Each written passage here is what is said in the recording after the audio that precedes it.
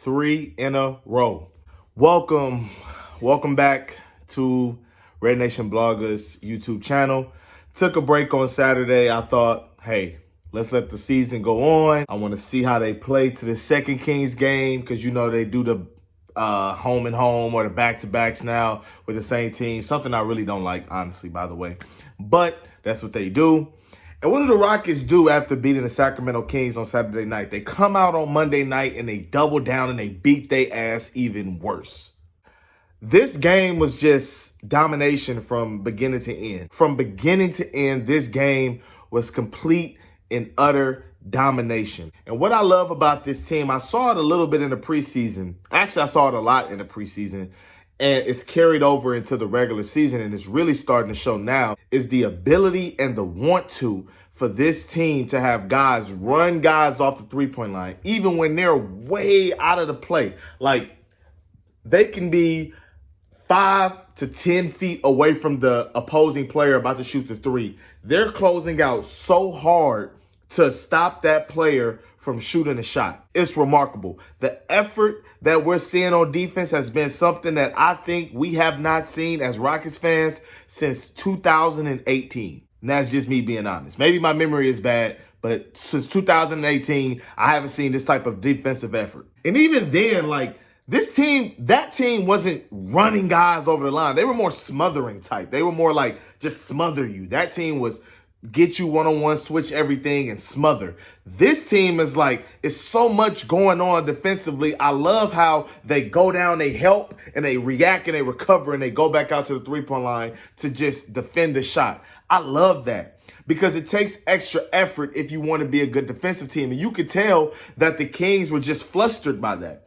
Every time the Kings thought Houston would give up and just give them a wide open shot or a free release, Houston would just run out. Even if they were late, they're running out and contesting hard, almost jumping out of the gym to try to contest the shot. I love that type of tenacity and effort on the defensive end. So I want to give the Rockets a lot of props there. I don't know what their defensive rating is going to be after today, but their defensive rating has to be through the charts.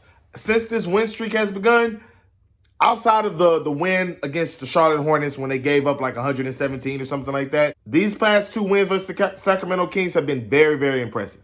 Going into the fourth quarter, the Kings had 60 total points.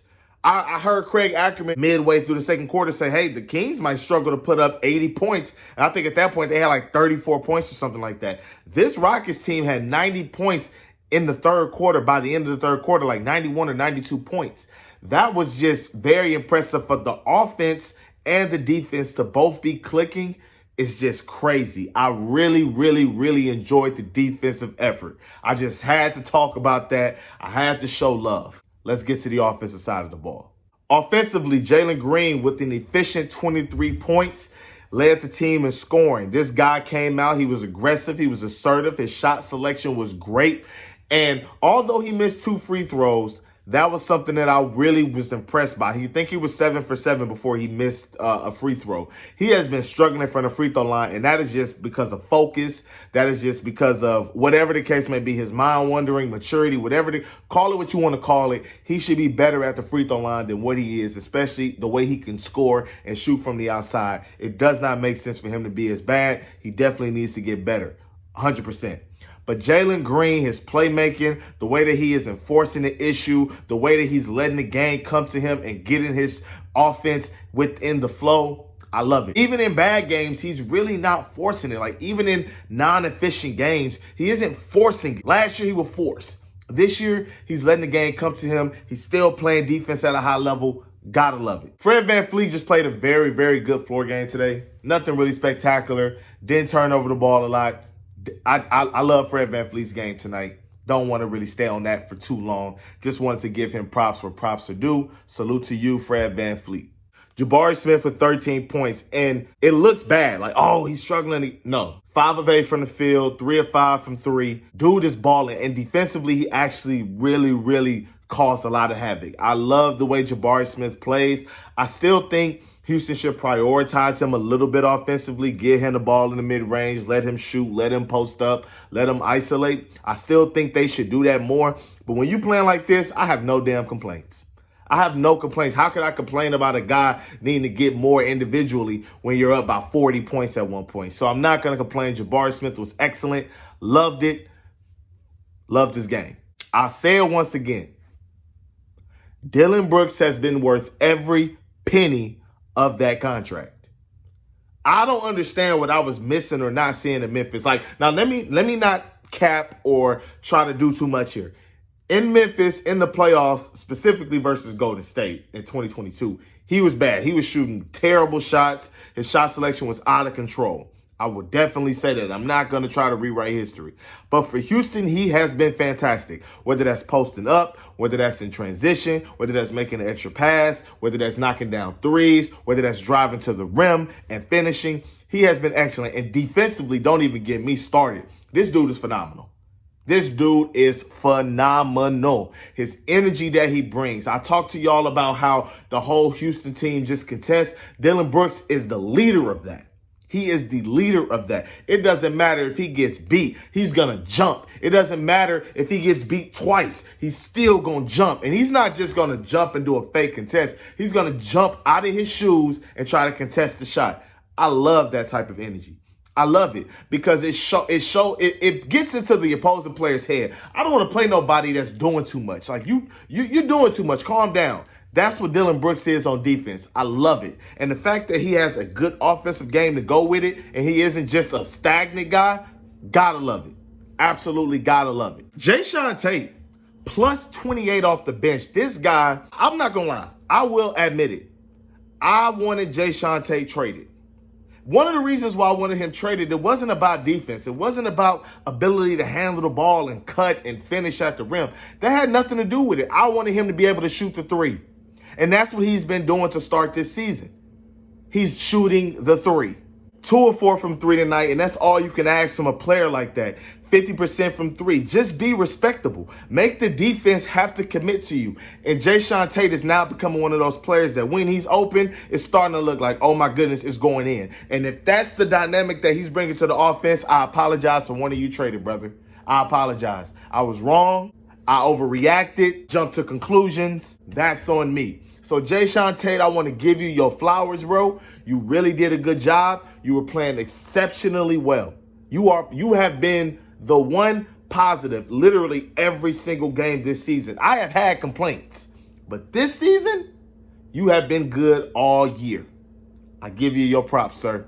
Alperen Sengun, 17 points, 12 assists, 8 rebounds. He flirted with a triple-double. This guy didn't force shit in the first half. I mean, Sacramento just put all of their attention on him, and the Rockets just executed elsewhere. They just executed elsewhere offensively. But in that third quarter, when the Rockets was trying to find offense, who did they go to? Sengun went from 9 points in the first half to 17 points to finish the game, and he did not play the fourth quarter. He had 8 points total in the third quarter. Got to give my guy credit. If I'm wrong about the 8 points, please correct me in the comments below. But Alperen Sengun was balling tonight. He made all the right plays. I think he probably made 2 bad defensive errors, one on a spin move with Sabonis, and then another move where he fouled Sabonis or whatever. He tried to go for the steal, almost got the steal, didn't get it, tried to recover, ended up fouling Sabonis. But I'm not going to complain about that. Alperen Sengun has been the best player on this team. He has been the key to this team. Offensively, he's doing everything that he needs to do. Defensively, he's anchoring the team. He's being reliable. That's what everybody talked about when Sengun. Oh, what's going to happen defensively? Teams are going to pick on him. When are they going to start picking on him? I'm ready for somebody to exploit him on defense because I haven't seen it. So when y'all see it, let me know, tag me, hit me up on Twitter, same handle, Red Nation Blogger, and tell me when. Show me clips, show me pictures, because I have yet to see a team pick on him defensively. He can anchor a defense. Lastly, Aaron Holiday. Amen Thompson goes down. Aaron Holiday steps up like ain't shit to it. Like he's been in this rotation. Like he's played every single game this year. Aaron Holiday has been a really, really good bench piece for a guard, for a team that's lacking guard. And yes, He is small, but he is into guys. He's making them bring the ball up 94 feet. He's meeting them at the half court line. He's getting into their shit. He's blowing up offensive sets. The Kings had so many possessions tonight where the shot clock was going down and they either didn't get the shot off or had to throw up some bullshit. And Aaron Holiday was the key, and it was the key and the igniter to a lot of that stuff that was going on. So I definitely want to give him his flowers, man. I got to give Aaron Holiday a shout out. You played your butt off. You are balling. You have earned minutes even when Amen Thompson gets healthy. Keep doing you, bro. Keep doing you. I'm so happy right now, y'all. Y'all don't understand. Like, seeing this team just suck for the past 3 seasons, just be complete ass for the last 3 seasons, took a lot out of me. But now seeing this team play like this, with this equal opportunity offense, with no real established pecking order outside of Sengun, let's be clear, he is the number 1 option on this team. Everything flows through him. This is fun to watch. I literally was like, can we get this game over with? Like, third quarter, I was like, let's just simulate. Like, let's just sim to end. Everybody keep their VC. Let's get to the end of this game because this shit is over. You know what I'm saying? The bench unit played the entire fourth quarter. You gotta love that when you can just rest your starters. Nobody can play crazy minutes. Fred VanVleet is like 6 in the NBA in minutes or something like that. When you can give guys rest, specifically your vets, big time. That's always big time, especially in a win. But that's it, man. Game just ended. I decided to do a video while the game was still on. Game just ended. Just got the notification. As always, thanks for watching. Red Nation Blogger out.